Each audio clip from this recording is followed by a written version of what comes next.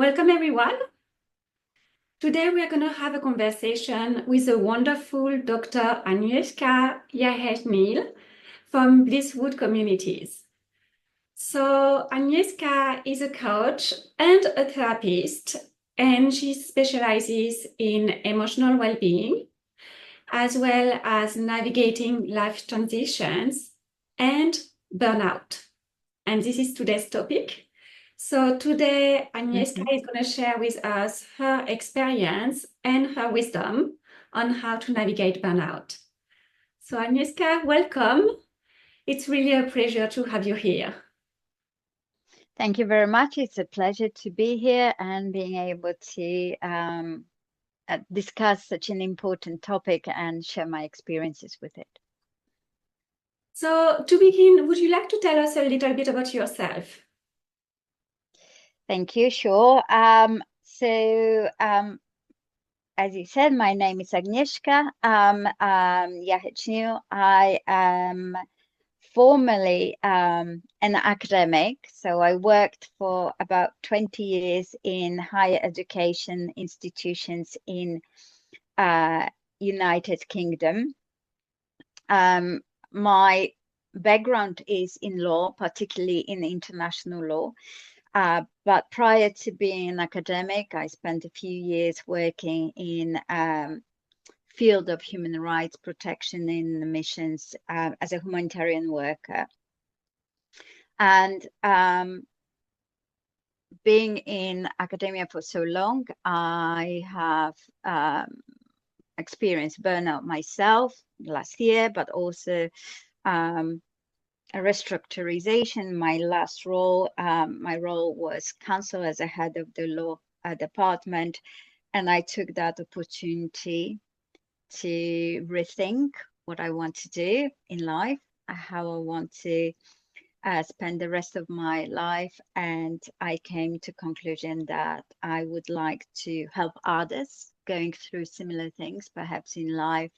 So I requalified as a therapist and specializing in a particular therapy at the moment, and also as a therapeutic coach, where I can employ therapy tools in a coaching process and method, and there are two differences around that. So here I am in this capacity, but with the background and experience of many years in academic and research institutions. So you've experienced burnout personally. Can you tell us, when did you recognize that this was burnout, and what were the signs that told you like you were in burnout? Okay, so my first instinctive answer to that will be not early enough. I've spotted it. Whenever I think about burnout, it's to me, it comes with a metaphor of being in a cloud of smoke, because you can't see it when it's creeping in slowly, bit by bit. And for those who are high achievers, very ambitious people, it's even harder, because whatever the symptoms that might be coming over, both physical or emotional, mental health symptoms, we tend to push down those symptoms and say, well, we can manage that, we'll persevere, we carry on, until it's really, really hard to see the way out. And that is very sort of definition of the burnout that embodies or comprises of three key elements. First and foremost is the physical exhaustion. So you can have a plethora of symptoms, physical symptoms, and it could be related to poor sleep, because the stress will cause you to sleep less and less effectively, poor nutrition, and so on. But what you feel is massively decreased energy levels. And so much so that it's similar to a state of, and it is linked to depression. where you feel so depressed, so worn out, so exhausted that you really literally cannot take anything more in your life. And that's the first big element of burnout. It can be overlooked because you think, okay, so I have a very, very difficult few weeks. I feel really tired, but I will bounce back at some point. So if you like, the test for that is if you take a weekend off and come Sunday evening and you feel exhausted at the thought of coming back to work, even if you have spent 2 days relaxing in some way, then you should be concerned, because when we are able to recover from exhaustion fairly fast, that is a good sign. And perhaps that might not mean that you are in a burnout. But if you still cannot get past, and the thought of going back, say, to work or your normal daytime duties fills you with dread and exhaustion and frustration and all sorts of feelings around that, then you should really ask yourself perhaps a bit more deeply whether you might be experiencing that extreme exhaustion. Second element, very much connected to that, is a sense of personal reduced professional personal efficiency. So that goes to the sense of accomplishment, which is related. If you're so exhausted that or juggling all these plates, you start dropping the plates, you instantly will feel, well, okay, so I'm failing here, failing there. Unfortunately, what comes with that very often is the sense of shame, guilt, right? I can't handle this. Why am I unable to handle this? And it's failing, and I'm failing. So with that is a depressed feeling of self-worth as well. Self-esteem goes down, right? Why am I not able to do it? And no longer, but I'm so exhausted. How can I possibly fit that in, or extra bits in life, extra work that we're being asked to do so? And so that is unfortunately a second, to me, a related symptom. And the third symptom, which is quite interesting element, and I think in my experience, not a classic textbook symptom, which is related to what's called a increased mental distance from one's job, of the immense feeling of cynical thoughts or negative thoughts. And that is often related to precursor or element of depression. So to me, I would translate it to and connect it to dissatisfaction with the world around you. It could be a workplace, if your burnout is related to workplace. But also there is the sense, we all have a sense of purpose in life, okay? We might not recognize it, or it might be blurred for some of us. The direction might not be clear, but we tend to, or we should have a sense of purpose around. And when that sense of purpose and satisfaction from pursuing that sense of purpose in life, meaning of life, that we value, is diminished or even erased, then that comes a negativity, passivity, question of what's the point of it? And also with that pessimism often that comes in. Now, my story is a little bit different, because actually, due to circumstances in my workplace, and it was a workplace related, in my last workplace, I was filled with anger. Anger because I came to a new role, managerial role, which was a sense of promotion to me.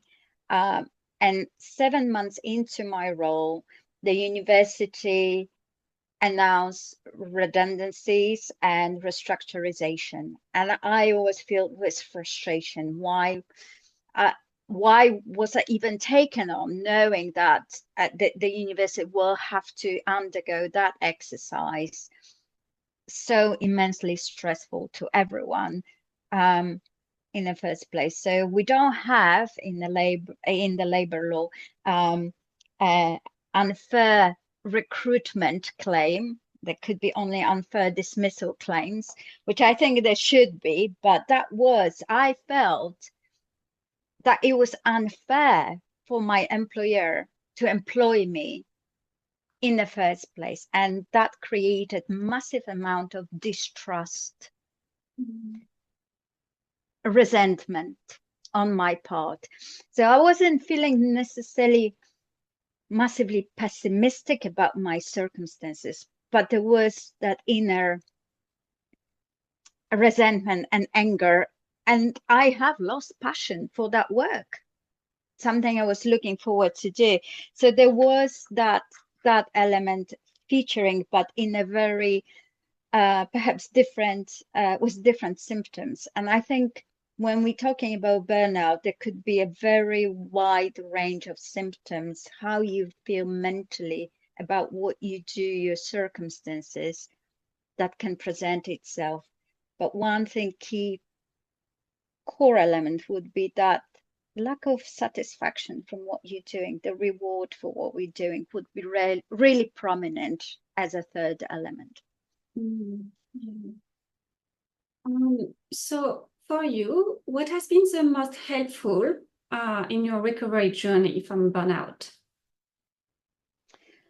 So I was really fortunate in some ways because of the restructurization and in effect merging of two departments, my role was cancelled. But I've been offered to take a merged department role, and what I've done at that point, at the core of very stressful situation, I actually taken time off and I thought about what I want to do.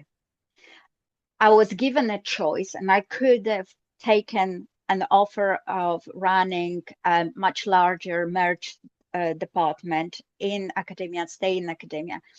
But at that point, I was at the moment where I could actually see the other option. And I consciously spent time thinking, if I have decided in my life to take time off from academia and think about what I want to do, would that help me?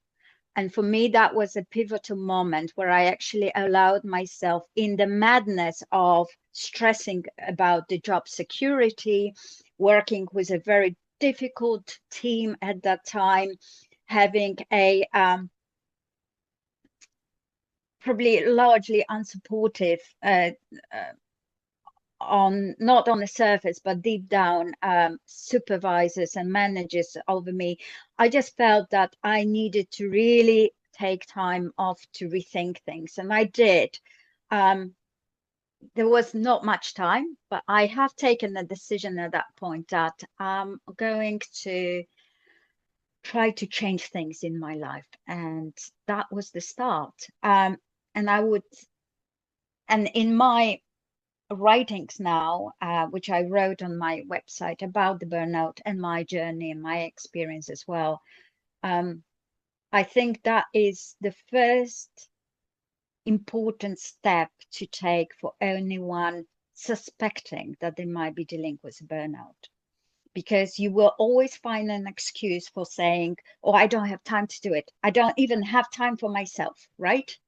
And so it will be absolutely vital you give yourself, and in my recommendation, I say, give yourself even 2 hours, one afternoon, one Saturday or one Sunday, and spend that time thinking where you are, what's happening, recognize things you might be suspecting, and acknowledge them.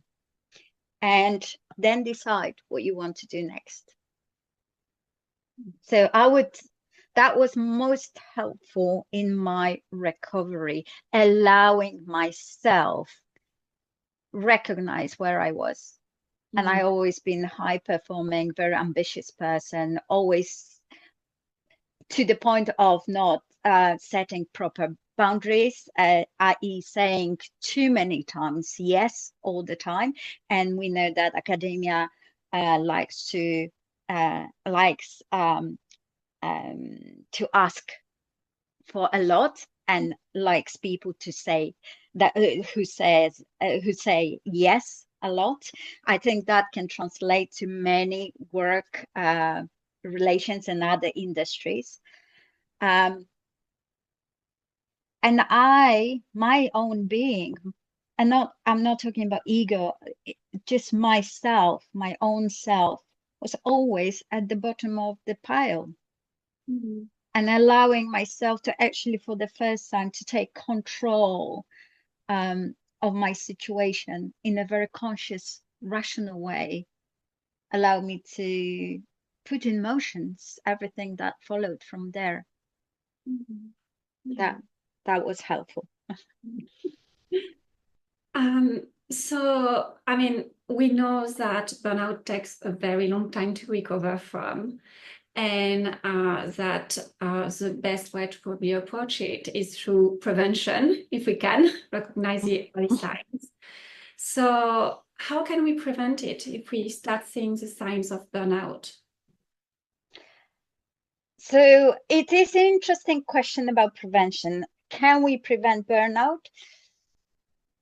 I think we may reduce an impact of it. I don't know whether we can always say with certainty that burnout will not happen to us.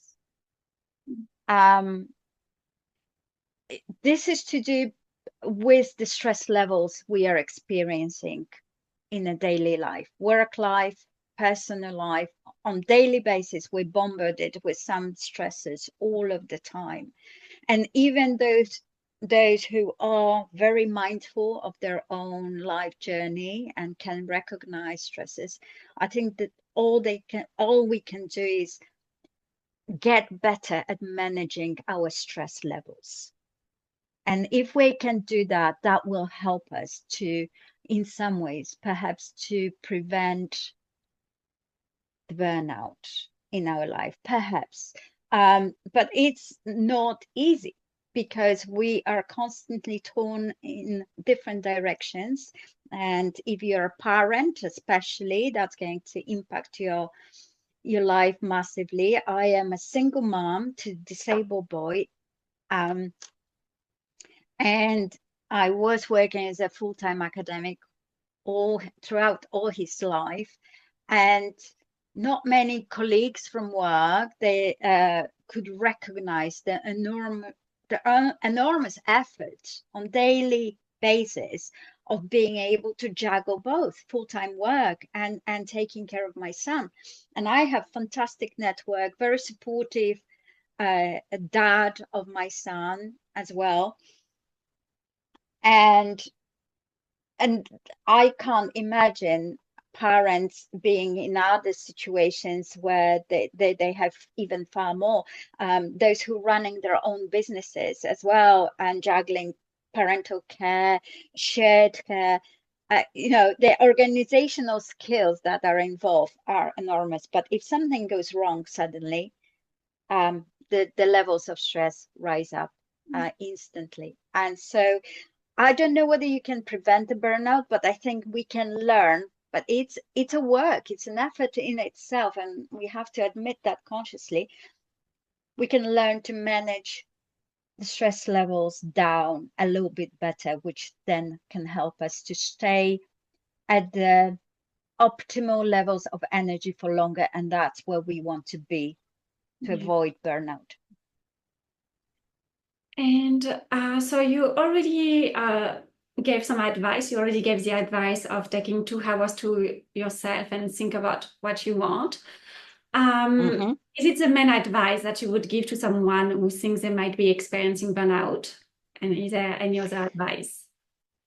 Okay, so there are my approach is, and I have written about it on my website about it. I propose 5-step, very quick exercise with yourself. You can, as I said, do it in 2 hours one day, when you allow yourself to have these 2 hours with yourself, which I guarantee everyone will make you feel a bit better. There are psychological reasons behind it. We don't have time to go into it, but it's a process based on cognitive behavioral therapy, and allows you and empowers you to actually start taking control of how you feel, what you're going to do, and be the best, if you like, a therapist for yourself. Sometimes you need a supportive coach, and you might want to engage one, but that comes as a second.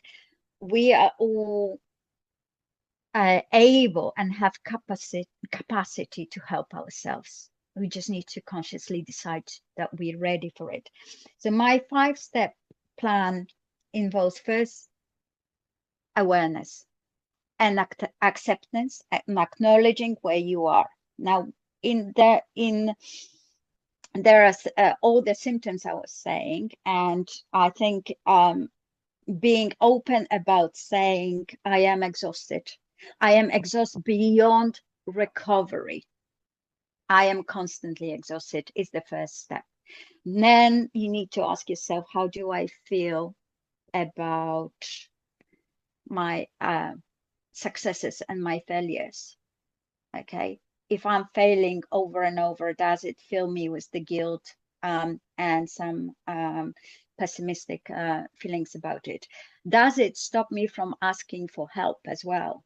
One of the key barriers about how we feel about us failing, perhaps even repeatedly, at juggling all these plates, is I'm not going to ask anyone about help because they'll see me as a failure. So how honest with you are you in feeling that feeling of having these thoughts?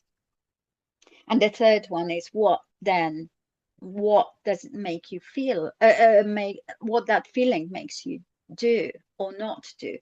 Are you feeling more isolated? Are you asking yourself, what's the point?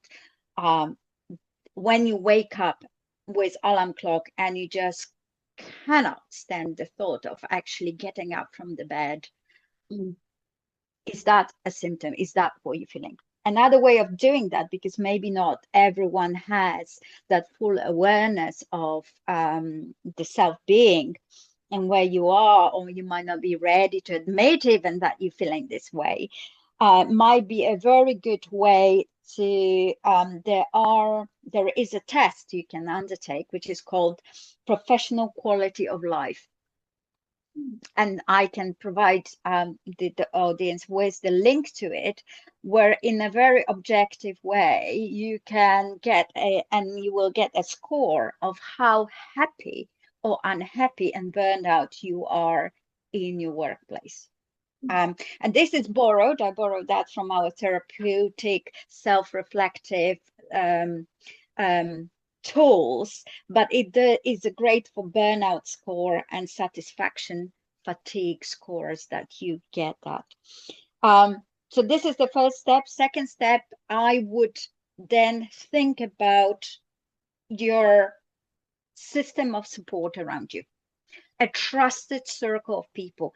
Let them know that you have, or build that in your action plan, to let your closest, most trusted friends, family members, that you know you are feeling burnout. Okay, they probably see it ahead of you.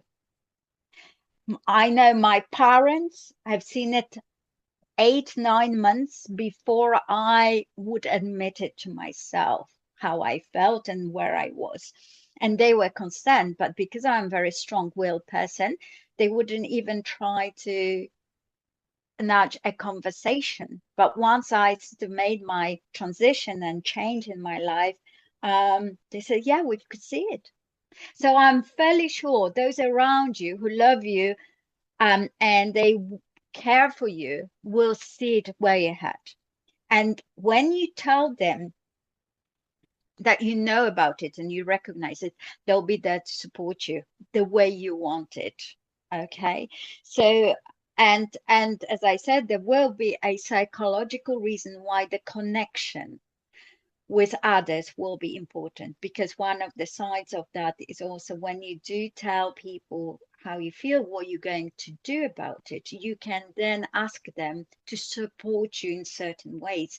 They can be your accountability, if you like, buddies for what you want to do. And when you lack motivation to carry on with your plan of action, but they also can be supportive. They can hold the space for you, be just there with a cup of tea or cup of coffee for you when you're feeling particularly low in your journey. Third one step is you've got to ask yourself, where is it coming from? Is it personal? Do you stretching yourself in terms of care of your children and not leaning on your partner enough? Are you trying to do everything yourself? Maybe you are volunteering to 5 different charity organizations and they all love you because you're brilliant, fantastic person. You're giving your time, but you're giving your time to everyone. You literally are overwhelmed with all that work. Or is it work? So statistically, and our data and science around burnout connects the burnout as a very sort of workplace, occupational mental health problem.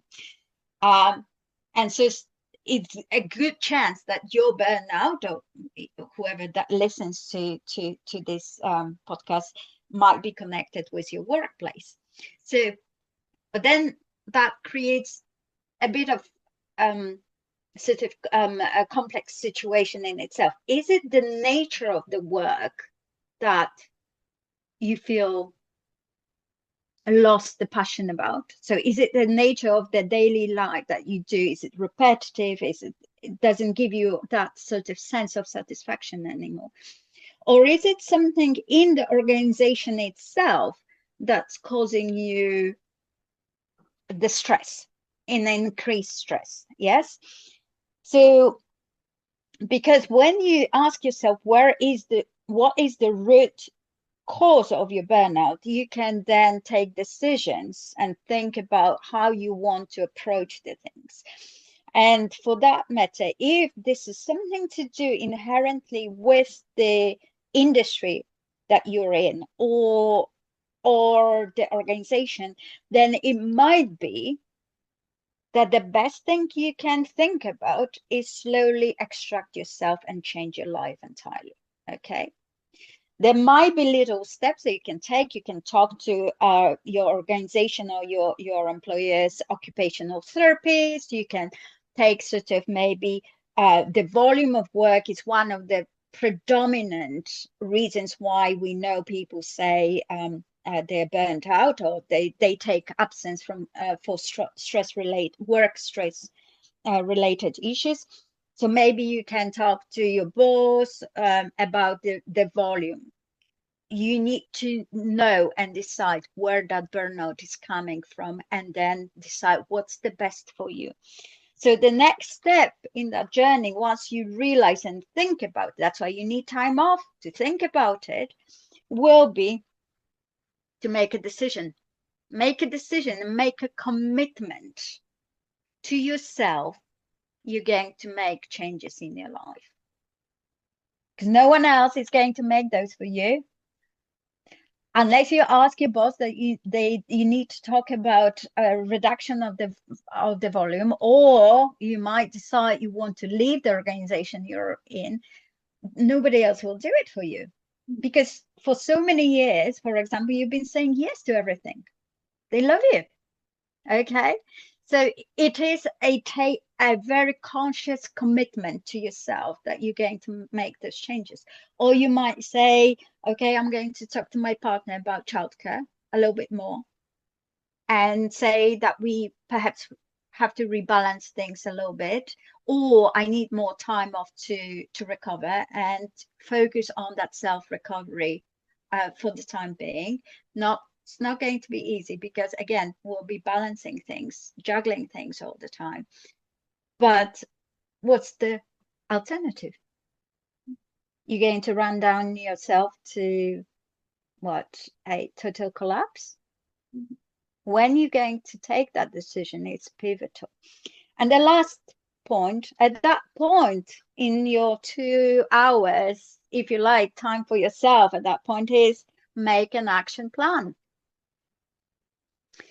When you're making action plan, think about things that you need to change in your life. Give yourself some deadlines, because we do work towards deadlines. Again, psychological reason behind it is if you have a specific amount of time, you're more likely to actually, as a human being, make it happen. If you have 2 hours to write a presentation, you will write that presentation in 2 hours. I can guarantee you. Might not be very good quality, but you will achieve that. So give yourself deadlines a little bit.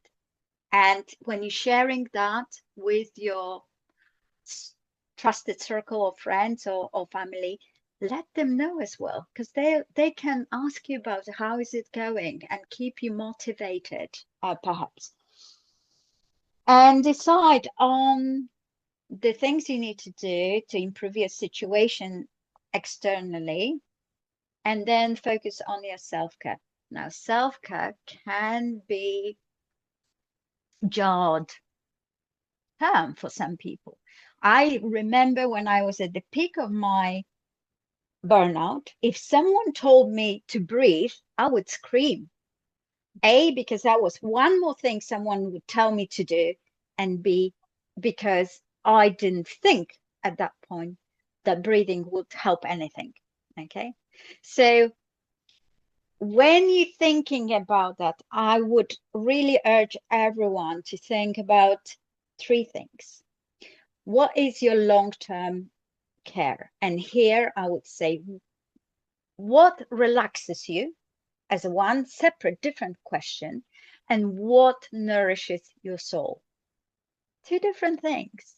And what relaxes you might not be the same thing which feeds your well-being and satisfaction and happiness that gives you from life, that wellness, that nourishing soul activity. Second thing is to think it's emergency self-care. So when something stressful emerging from, say, work comes in, what do you do? And here we can talk about very quick breathing exercises. This is that immediate stress that you're dealing, and what the plan for that is. You can, for either of those, involve your friends and family and say, when that helps, when that happens, I need to give you a call. But can you just breathe with me during that call, because something happened in my life at that moment. I can't talk to you about it, but all I need is 5 minutes on the phone with you. I know someone is there, and you'll help me calm down.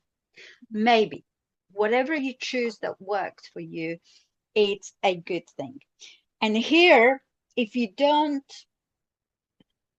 if you're sort of wondering what are the things that may help you in your self-care, we also have a very useful tool which is called self-care wheel. And if you Google that, you can get an empty one, but you can also get one that is filled up, which sort of gives you ideas of where your self-care might come from, and gives you perhaps some inspiration to do things that feed you. And when you're doing that, I always advise these days, especially, ask people to think about equally important thing is what you can do to nourish yourself and relax yourself, but also think what things you would not do to nourish yourself. Because we tend to be told all the time, you need to do this, this, this. You need to do that to relax. Okay. So, but your brain needs to switch off. So, yeah, I could listen to my Calm app or mindfulness app, but actually, your brain, the most effective way of switching off is go for a walk. Don't listen to anything except for birds outside. Okay. Very simple advice. Switch off your brain and don't do anything, and you will still benefit, perhaps even more sometimes, from that relaxation activity. So think about both what you're going to do, but also, hey, I'm not going to do that. I'm just going to be present with myself. So that would be my advice. Beautiful. Now, can you tell us a little bit about the work that you do as a therapeutic coach? Okay, so I have my own practice, and I work with different mediums, both as a therapist and therapeutic coach. I utilize the tools from cognitive behavioral therapy and neuro-linguistic programming in my therapeutic coaching. And I, as you mentioned earlier on, my particular interests are threefold, really. I work with people that are stressed. They need a regulation of their emotions as well to manage the stress levels better. What that means is also that we look at their physical symptoms and what their bodies tell them, what they need to improve in their life in terms of sleeping patterns and physical nutrition, but also very simple activities that they can, and I'm saying activities rather than exercises, because the benefits of simple walk could be enormous to some people. So I work with both on a somatic level, but also emotional level, and understanding that our bodies, mind and body is one. We can't really separate it. There's going to be a relation there. And I work with people who are going through the transition in life. The life is the change in our life is never ending, but some changes are bigger than others. And that is either living, work, retirement. That is massive change for people, but also being promoted or going to another level at work. It's a big thing. But also, for instance, loss of in our lives. And I'm not going to limit that to people, because I have a lot of friends and family and colleagues who lost pets in their life, and I see the enormous grief that comes with that. And I really think you need to recognize that a loss can come in different ways. Losing work, it's massive as well. So what I tend to generally say is we're working with the loss of the previous life, as we seen as someone in that life or something in your life that filled you up with joy, and it's lost and the life has changed, and how do you cope with those? So that's another area that I work with. So and again, in my work, I would always sort of try to look at the client with very rounded, holistic view of what they're experiencing physically and how they feel or what the thoughts are. So we combine those on mental level, and we work with that either through coaching or therapy. So coaching is really focused on present and what you want to achieve in the future. Therapy that I work with, which is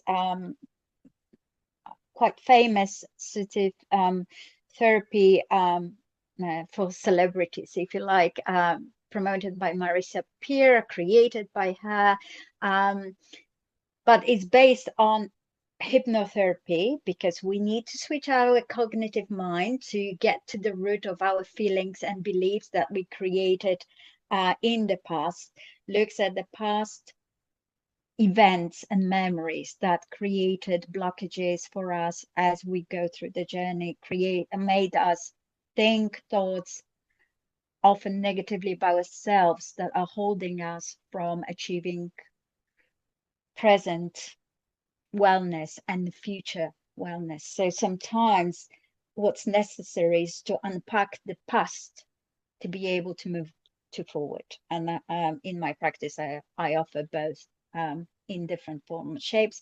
But on my website, anyone interested can read through some case studies of my work and see whether that might be something they want to explore as well. But that's what I offer. Yes.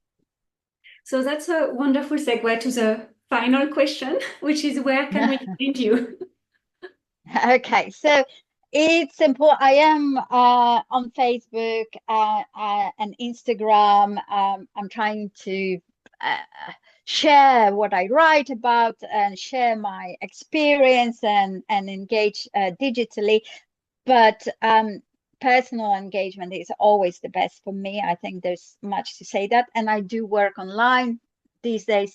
I can connect with people from various, I work with people in Europe, even though I'm based in UK, with Europe, Australia. I work with people in Northern America, US and Canada. So my website is probably the best point to go, because you can find all the information on my social media links there as well if you reading that, but you will also get the source of my writings on my website. So it's blisswood-wood.com, and that's your port of call. Or if you Google Bliss Wood Therapy and coaching, then you will find me as well. We're going to link that in the show notes so everybody can find you. So please look at the show notes. And we are also going to put the link towards the test in the show notes too. So you can test whether you are experiencing burnout or whether you have like strong signs of burnout. Yes. So that was a fantastic discussion. And thank you so much, Agnieszka. Thank you so much. Thank you for having me. I think this is, as I said, massive topic, which is only being recognized across the board. And we're seeing the percentages, different sources, different percentages, but the lowest estimates of work-related stress I've seen being at 50% of the workforce. Every other one of us will experience some stress related. And knowing how busy lives are, we're probably going to see even bigger increase. And that is only reported statistics. So people who actually admit that they are experiencing that stress, that does not account for everyone who is not reporting it and not seeing it as a stressful source, but certainly feeling it. So yeah, I think that's absolutely vital that we need to have that discussion, because if we don't look at it objectively, it may lead to depression, and people may find themselves with more serious mental health problems that is far more difficult to overcome. But burnout is something I truly believe we can work with and we can get better. So yeah, that's a really essential topic, and I can personally attest that I had a lot of stress in the workplace, not to the level of burnout, but certainly a lot of stress. And I think that if I would have stayed where I was, I might be burnout at the moment. So yes, I think that's really something that we need to talk about and raise awareness. And thank you so much for the work you're doing. It's really such an important work, and it's touching many, many lives. So thank you so much, Agnieszka. Thank you, Camille. Thank you.